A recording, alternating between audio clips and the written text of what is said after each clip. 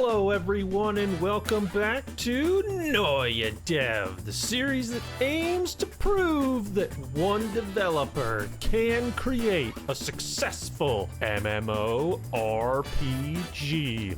My name is Dane and I am back from vacation. If you missed it, I've been on vacation in Japan for the past 2 weeks and just got back last Tuesday. Normally I would get a good chunk of work done on the game over the weekend, but since I missed one, it's crunch time. I've been trying to get the Old Forest up and working for the last couple of devlogs, and up until now, the Old Forest was looking a bit sparse in the foliage department. The last two foresty maps that I created have this thick layer of trees on the borders, and I'm not entirely sure why I didn't do that. The trees here are looking a bit sparse, and it looks kind of terrible. So I copy and pasted a ton more trees to fill out the border in this area, and ta-da! It looks a lot better. I also did a bunch more work to convert the Old Forest to 3D, setting up walls, stairs, and bridges. The bridges are still a bit of a work in progress. The invisible walls appear and disappear depending on what direction the player approaches the bridges, and they work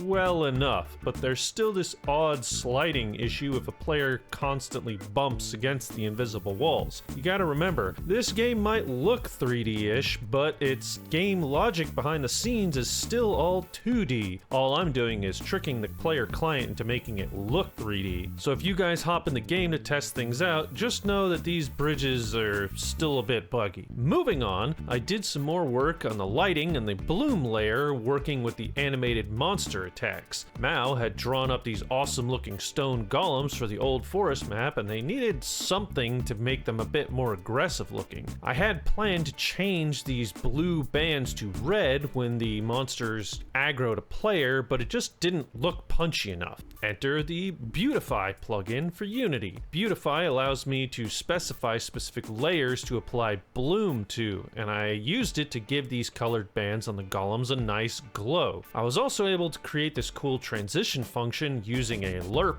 algorithm for when the monster changes between aggro and passive states. And now, rather than simply snapping from blue to red, there's this menacing fade between cool blue and deadly red. And since I have this function, I can also make use of it for attacks. I was playing around with the colors and found that while fading from red to orange, it almost looked like the golem is charging an attack. And well, I have to do something with that. How about face lasers? Looking at the amazing Forest Guardian sprite provided by Mr. Fox, yep, there's a spot for a face laser right there. So I got to work creating a blinding laser. Using the staff laser effect as a starting point, I was able to quickly put together a larger version that starts at the feet of the boss and slowly tracks to the intended target. It works pretty good. I might play with the tracking speed a bit, or maybe have some sort of like ramp up period. But one thing that I don't have for this attack though is a good sound effect. I spent maybe an hour looking around the internet for a good bassy laser sound, but never really found one I was happy with. So if you guys have any suggestions or inspirations for a good sound effect for this attack, let me know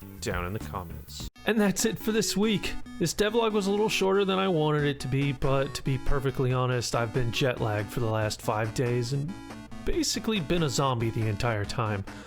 I do want to get more monsters into the Old Forest map, so I'm going to be working on that and focusing on those for the next 2 weeks. Attacks, animations, effects, you know the drill. So all that being said, I gotta get back to work. I'll see you next time. Bye.